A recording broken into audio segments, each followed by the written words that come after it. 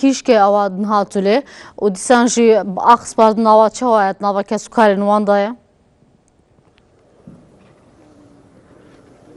بەڵێ خۆت وەک خۆت ئاماژە پێکرد دیارە سەر لە بەیانی ئەمڕۆ تەرمیسی هاوڵاتی لە فڕۆکەخانەی نێودەوڵەتی سلێمانیەوە گەێنرا شاری سلێمانی کە لە بۆ فڕۆکەیەکی ئوردنی گەشتە سلێمانی و ئەم هاوڵاتیانە یەکێکیان دایکێک و دوو منداڵ بوون منداڵێکیان دانیشتووی شاری کەرکووک بوون و دوو هاوڵاتەکەی تریش خەڵکی شاری سلێمانی بوون لە ئێستادا من لە گۆڕستانی گردی سەیوانی شاری سلێمانیم ئەوەی کە بینرێ دیمەنی بە خاکسپاردنی تەرمیە هاوڵاتیانن کە لەلایەن کە سوکاریانەوە بە خاکە سپێرن دیارە ئەم ڕووداوە بە جۆرێک بووە کە بیستنەوەی مانگی ڕابردوو لە بار هەڵگرێکدا دوایەوەی ئەم هاوڵات ئەم خێزانە ویستویانە سەفەرکەن بۆ دەرەوەی هەرێم لە ئاوی ئیجەدا کەشتەکەیان یاخود بڵێم بەلەمەکەیان غەرق بووە لە ئاوی ئیجەداوە بۆ هۆیەوە تەنها 11 هاوڵاتی لە نێو ئەو کەشتێدا ڕزگاریان بووە کە 9 منداڵ لە نێو هەمان کەشتیدا خنکا بوون دیارە ڕەوشی بۆ زیاتر زانیاری لەسەر ڕەوشی پەنابەران و ڕەوشی ئەو هاوڵاتیانی کە کۆچەکەن من میوانێکم هەیە دەچمە لای ئامانج عەبدوڵڵا بەرپرسی فدراسیۆنی سەراسەری پەنابەرانی عێراق کاک ئامانج ڕەوشی پەنابەران لە ئێستادا چۆنە وەکە بینین ئێمە ئێستا لە مەراسیمی بە خاکسپاردنی دوو هاوڵاتین کە لە ئاوی ئیجەدا خنکاون مەداخە پێشێکی زۆر سپاس دیارە ئێمە پرسە سەرخۆشیمان بۆ خانەوادەی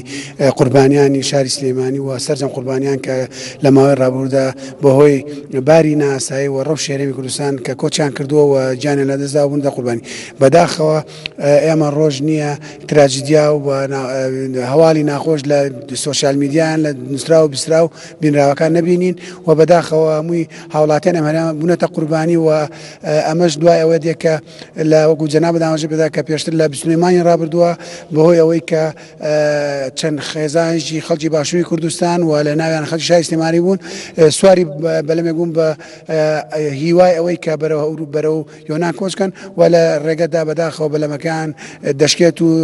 دەخینچێەوە لە ناویانە 9 منداڵی تێدایەوە بەداخەوە ئەمڕۆ کە سییانیان گەڕێنراوە فڕۆکانی نێودەوڵەتی سلێمانی و دوانیان دایک و کوڕێک بوو لەگەڵ لێکیچیکە کە ناوی سەنعالی خەڵکی کەرکووک بوو ئەوە کە سوکارەکان لە ڕێی فڕۆکانی نێودەوڵەتی وەریان گرتەوە ئامارێکمان پێ بڵێ ئامارەکان گەشتوتە چەند کە ژمارەی قوربانیەکان تا ئێستا گەشتوتە چ ڕێژێ بەداخەوە لە سەرەتای پرۆسەی کۆچکردنی هاوڵاتیانی باشووری کوردستان تا ئێستا زیاتر لە 27,000 هاوڵاتی هەرێمی کوردستان باشووری کوردستان بەجێهێشتووە و لەو ڕێژەیە لە 175 چینی گەنجان لە 120 بۆ بچمی خێزانیە و لە ماوەی 11 مانگی ڕابردووە زیاتر لە 100 کەس بوونەتە قوربانی و لەو ژمارە 25 تا 28 نێنراوەتەوە بەداخەوە بەس ئەو 13 کەسێک کە لە کامیۆنەکەی وڵاتی نەمسانێنراوەتەوە حکومەت تێچۆی خستۆ ئەستۆ لە پەرلەمان بەڵام بەداخەوە زۆربەی قوربانیان کە سوکار لەسەر تێچووکران ئەمە ئەرچی حکومەت و ئەرچی بەرپرسیاتی سەرۆکایەتی هەرێم و ئەنجومەنی وەزیران و دامودەستگاکانی هەرێمە بەداخەوە لەمە خەمساردن و بەشێکیشی ژمارەیەکی ئەجگار زۆریشمان بێسەر و شوێنە و لە دەست بە باندە بازرگانیەکان و بەداخەوە ئەو ئێمە لیژنەیەکمان پێگەیانا ئەو لیژنەیە کە بەڕێوەبەری گشتی کۆچبەران کە سەر وەزارەتی ناوخۆیی کوردستانە و لەگەڵ فدراسیۆن و لەگەڵ فەرمانگانی پەیوەندی دەرەوەی حکومەتی هەرێم و لەگەڵ ڕێکخراوێکی کوردی و یۆنانی وا بڕیار بوو ئەو لیژنە پێکرێن بەڵام بەهۆی بارودۆخ و ڕۆژی سیاسی ئەو لیژنە پێکرێنە و بەڕێوەبەری گشتی وەزارەتی ناوخۆ بەرپرسە لە هێنانەوەی و حکومەتی هەرێم و پەرلەمان بەرپرسە لە هێنانی قوربانیان باسی ئامارەکانی کۆچکردنی هاوڵاتیانە کرد ئەی ئاماری قوربانیەکان گەشتووە قوربانەکان زیاد 100 کەسی تێپەڕانەوە بەداخەوە و دەیان و سەدان کەسیش تا ئێستا بێسەر و شوێنن وەکو ڕێکخراوەکەتان هۆکاری کۆچی هاوڵاتیانتان دۆزیوەتەوە بۆچی هاوڵاتیان یاریمی کوردستان کۆچەکە دیارە لە هەر شوێنی دنیا پشێوی و نەئارامی و جەنگ هەبێ و ناسەقامگیری هەبێ خەڵک هەست بە ئارامی نەکات دیارە دەرەنجامی شەڕ و پشێوی و بیرمان نەچێت ڕۆژهەڵاتی ناوەڕاست بۆتە چەقی ململانی یەکلاکەرەوەی هێز لێزگانی دنیاوە لە خۆتان وەکو سۆشیال میدیا بینیتان کە چی ئەگوزارێت لە ڕۆژهەڵاتی ناوەڕاست بەتایبەتی لە هەردوو وڵاتی سووریا و عێراق و بەتایبەتی ڕێکخراوی تیرۆریستی داعش و بەم دوایانە و کۆمەڵ ئەو قەیرانە کە حکومەتی فدرالی عێراق بەرپرسێکەمی لە هاوڵاتیانی عێراق لە ئارامکردنەوەی دۆخەکەەوە لە پاراستنیە بەداخە حکومەتی هەرێمیش بەهۆی ئەو دۆخە سیاسی ئەو قۆیرانەیەک لە دوایانەکەی کە لە نێوان پارتە سیاسەکان دروست بەوە بۆی یەکلانەکردنەوەی دەسەڵاتی کوردی بەداخەوە سەرگەردانی و پاشەگەردانی ڕووی ئەم هەرێمە کردو بەداخەوە ئەمە هۆکاری ئەوەیە کە خەڵک متمانی هاوڵاتیانی هەرێم متمانی بەدام و دەستگاکانی هەرێم نەماوە بەداخەوە بەڕێز ئامانج عەبدوڵڵا بەرپرسی فدراسیۆنی سەراسەری پەنابەرانی عێراق دیارە وەک پێشتر ئاماژەم پێکرێمە ئێستا لە گۆڕستانی گردی سەیوانی شاری سلێمانی بەڵێ. و دیمەنانی کە بینێت دیمەنی بە خاکسپاردنی تەرمی دوو هاوڵاتین کە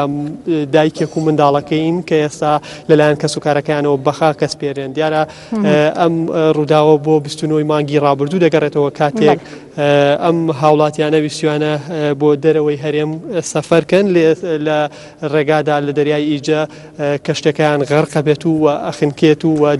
من ئەمە ئاماژە بۆ بکەم کاژین دیارە ئەم هاوڵاتیانە خودم خێزانە و خۆیان باسەکەن لەسەر ئەرکی خۆیان بە تێچووی خۆیان